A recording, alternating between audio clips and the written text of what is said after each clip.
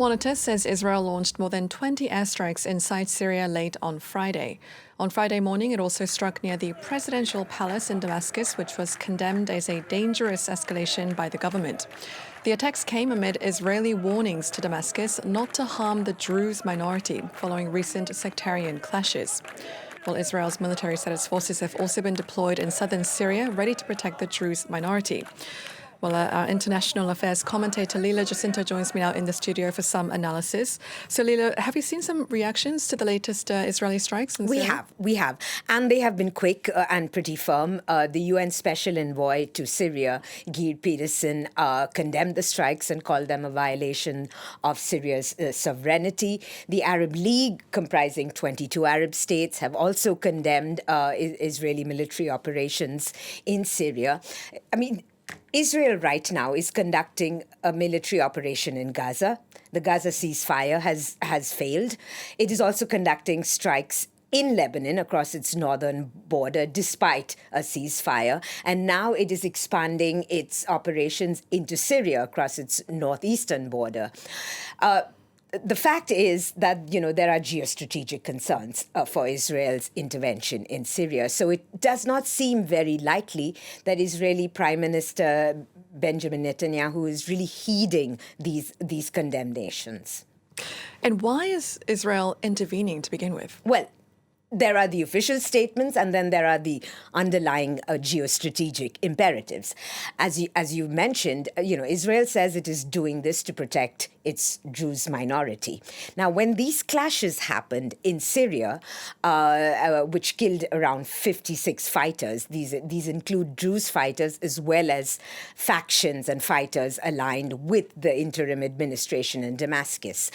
But what was important here is that these clashes with the Druze community happened after another religious minority group in Syria was targeted. These were the Alawites of fallen dictator Bashar al-Assad's community.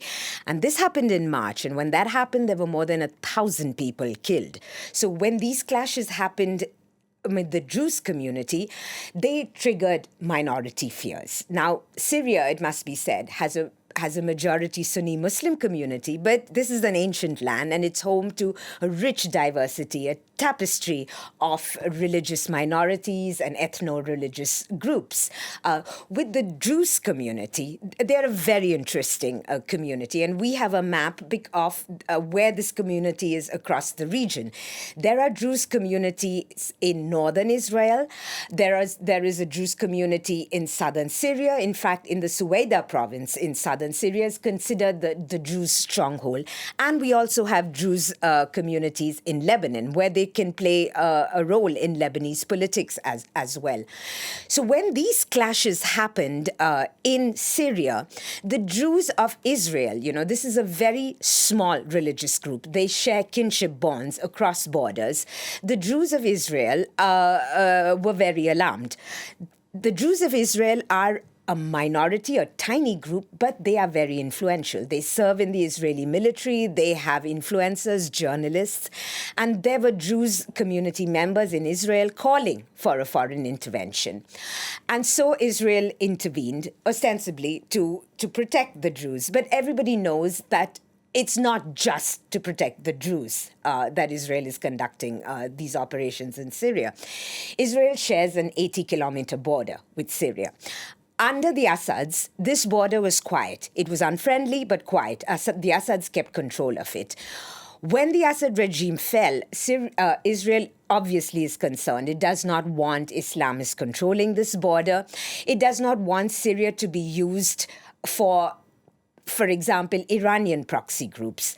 So a lot of analysts say that it's not in Syria's interest, it's not in Israel's interest to have a secure, stable, centralized Syria, because Israel would like to intervene in Syria. And what among Israel's concerns in Syria are Turkish influence. The interim president of Syria belongs to this group, the HTS, which has very close links to Turkey. Israel does not want Turkish influence to increase. Turkey has its own domestic concerns. I mean, Turkey is primarily interested in a stable Syria because it has around 3 million Syrian refugees in Turkey, and they would like to see them return to Syria.